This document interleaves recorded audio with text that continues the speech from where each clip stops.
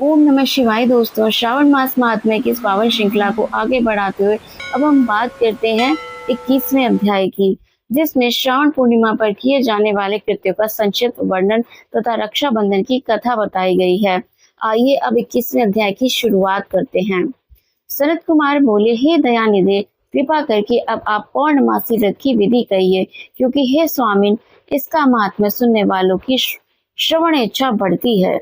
ईश्वर बोले, हे सनत कुमार, इस श्रावण मास में पूर्णिमा तिथि को उत्सर्जन तथा उपाकर्म संपन्न होते हैं। पौष की पूर्णिमा तथा माघ की पूर्णिमा तिथि उत्सर्जन कृत्य के लिए होती है अथवा उत्सर्जन कृत्य हेतु पौष की प्रतिपदा अथवा माघ की प्रतिपदा तिथि विहित है अथवा रोहिणी नामक नक्षत्र उत्सर्जन कृत्य के लिए प्रशस्त होता है अथवा अन्य कालों में भी अपनी अपनी शाखा के अनुसार उत्सर्जन तथा उपाकर्म दोनों का साथ साथ करना उचित माना गया है। अतः श्रावण मास की पूर्णिमा को उत्सर्जन कृत्य प्रशस्त होता है।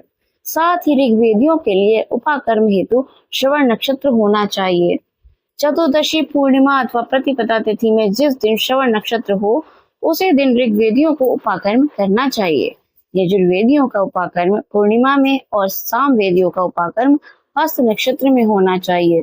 शुक्र तथा गुरु के अस्त काल में भी सुख पूर्वक उपाकर्म करना चाहिए, किंतु इस काल में इसका प्रारंभ पहले नहीं होना चाहिए, ऐसा शास्त्रविदों का मानना है। ग्रहण तथा संक्रांति के दूषित काल के अनंतर ही इसे करना चाहिए। हस्त नक्षत्र युक्त पंचमी तिथि में अथवा भाद्रपद पूर्णिमा तिथि में उपाकर्म करें। अपने अपने ग्रह सूत्र के अनुसार उत्सर्जन तथा उपाकर्म करें। अधिक मास आने पर इसे शुद्ध मास में करना चाहिए। ये दोनों कर्म आवश्यक हैं, अतः प्रत्येक वर्ष इन्हें नियम पूर्वक करना चाहिए। उपाकर्म की समाप्ति पर द्विजातियों के विद्यमान रहने पर स्त्रियों को सभा में सभा दीप निवेदन करना चाहिए। उस दीपक को आचार्य ग्रहण करें या किसी अन्य ब्राह्मण को प्रदान कर दें। दीप की विधि इस प्रकार है। स्वर्ण, चांदी अथवा तांबे के पात्र से सेर भर गेहूं भरकर गेहूं के आटे का दीपक बनाकर उसमें उस दीपक को जलाएं। वह दीपक घी से अथवा तेल से भरा हो और 3 बत्तियों से युक्त हो। दक्षिणा तथा तांबुल सहित उस दीपक को ब्राह्मण को अर्पण कर दें। दीपक की तथा विप्र की विधिवत पूजा करके निम्न मंत्र बोले। सदक्षिणास्तांबूले सभा दीपयोमुत्तमा अर्पितो देव देवस्य मम संतु मनोरथा। दक्षिणा तथा तांबुल से युक्त यह उत्तम सभा दीप मैंने देव देव को निवेदित किया है। मेरे मनोरथ अब पूर्ण हो। सभा दीप प्रदान करने से पुत्र पौत्र आदि से युक्त कुल उज्ज्वलता को प्राप्त होता है और यश के साथ निरंतर बढ़ता है। इसे करने वाली स्त्री दूसरे जन्म में देवांगनाओं के समान रूप प्राप्त करती है। वह स्त्री सौभाग्यवती हो जाती है और अपने पति की अत्यधिक प्रिय पात्र होती है। इस प्रकार 5 वर्ष तक इसे करने के पश्चात उद्यापन करना चाहिए और अपने सामर्थ्य के अनुसार भक्ति पूर्वक दक्षिणा देनी चाहिए। हे सनत कुमार, यह मैंने आपसे सभादीप का शुभ महात्म्य कह दिया। उसी रात्रि में श्रवण कर्म का करना बताया गया है। उसके बाद वहीं पर सर्प बलि की जाती है। अपना अपना ग्रह सूत्र देखकर ये दोनों ही कृत्य करने चाहिए। हयग्रीव का अवतार उसी तिथि में कहा गया है, अतः इस तिथि पर हयग्रीव जयंती का महोत्सव मनाना चाहिए। उनकी उपासना करने वालों के लिए यह उत्सव नित्य करना बताया गया है। श्रावण पूर्णिमा के दिन श्रवण नक्षत्र में भगवान श्री हरि हयग्रीव के रूप में प्रकट हुए और सर्वप्रथम उन्होंने सभी पापों का नाश करने वाले सामवेद का गान किया। इन्होंने सिंधु और वितस्ता नदियों के संगम स्थान में श्रवण नक्षत्र में जन्म लिया था। अतः श्रावणी के दिन वहां स्नान करना सभी मनोरथों को पूर्ण करने वाला होता है। उस दिन वहां शांग, धनुष, चक्र तथा गदा धारण करने वाले विष्णु जी की विधिवत पूजा करें।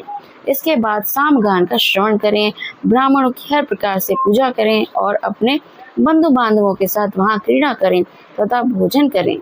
स्त्रियों को चाहिए कि उत्तम पति प्राप्त करने के उद्देश्य से जल क्रीड़ा करें। उस दिन अपने अपने देश में तथा घर में इस महोत्सव को मनाना चाहिए तथा हयग्रीव की पूजा करनी चाहिए और उनके मंत्र का जप करना चाहिए।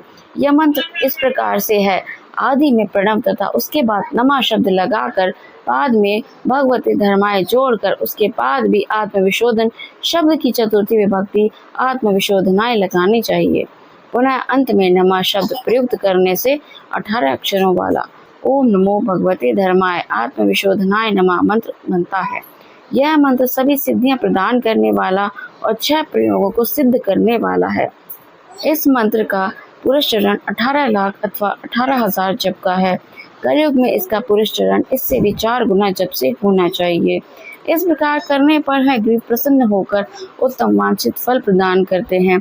इसी पूर्णिमा के दिन रक्षाबंधन मनाया जाता है, जो सभी रोगों को दूर करने वाला तथा सभी अशुभों का नाश करने वाला है। हे मुनिश्रेष्ठ, इसी प्रसंग में एक प्राचीन इतिहास सुनिए। इंद्र की विजय प्राप्ति के लिए इंद्राणी ने जो किया उसे मैं बता रहा हूँ। पूर्व काल में 12 वर्षों तक देवासुर संग्राम होता रहा। तब इंद्र को थका हुआ देखकर देवी इंद्राणी ने उन सुरेंद्र से कहा, हे देव, आज चतुर्दशी का दिन है, प्रातः होने पर सब ठीक हो जाएगा। मैं रक्षाबंधन अनुष्ठान करूंगी, उससे आप अजय हो जाएंगे। और तब ऐसा कहकर इंद्राणी ने पूर्णमासी के दिन मंगल कार्य संपन्न करके इंद्र के दाहिने हाथ में आनंददायक रक्षा बांध दी। उसके बाद ब्राह्मणों के द्वारा स्वस्तयन किए गए तथा रक्षाबंधन से युक्त इंद्र ने दानव सेना पर आक्रमण किया और क्षण भर में उसे जीत लिया। इस प्रकार विजयी होकर इंद्र तीनों लोकों में पुनः प्रतापवान हो गए।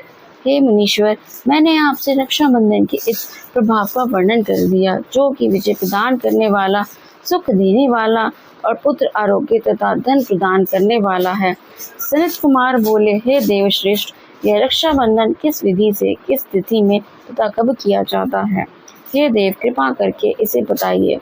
हे भगवान, जैसे जैसे आप अद्भुत बातें बताते जा रहे हैं, वैसे वैसे अनेक अर्थों से युक्त कथाओं को सुनते हुए मेरी तृप्ति नहीं हो रही है। ईश्वर बोले, बुद्धिमान मनुष्य को चाहिए कि श्रावण का महीना आने पर पूर्णिमा तिथि को सूर्योदय के समय श्रुति स्मृति के विधान से स्नान करें। इसके बाद संध्या जब आदि करके देवताओं, ऋषियों तथा पितरों का तर्पण करने के बाद स्वर्णमय पात्र में बनाई गई स्वर्ण सूत्रों से बंधी हुई, मुक्ता आदि से विभूषित, विचित्र तथा स्वच्छ रेशमी तंतुओं से निर्मित, विचित्र ग्रंथियों से सुशोभित, पद गुच्छों से अलंकृत और सरशप तथा अक्षतों से गर्भित एक अत्यंत मनोहर रक्षा अथवा राखी बनाएं।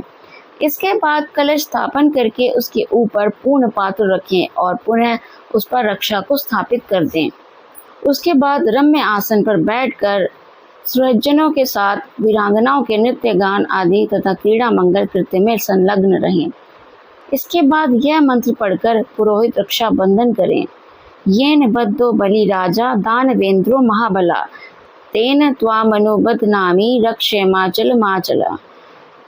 जिस बंधन से महान बल से संपन्न दानवों के पति राजा बलि बांधे गए थे, उसी से मैं आपको बांधता हूँ। हे रक्षे, चलायमान मत हो। ब्राह्मणों, क्षत्रियों, वैश्यों, शूद्रों तथा अन्य मनुष्य को चाहिए कि यत्नपूर्वक ब्राह्मणों की पूजा करके रक्षाबंधन करें। जो इस विधि से रक्षाबंधन करता है, वह सभी दोषों से रहित होकर वर्ष पर्यंत सुखी रहता है।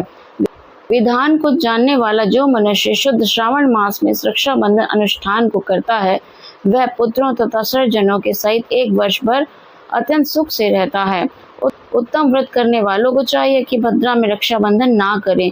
भद्रा में बांधी गई रक्षा विपरीत फल देने वाली होती है।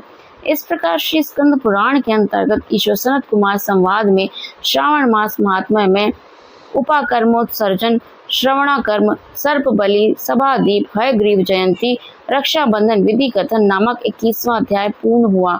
बोलिए शंकर भगवान की जय।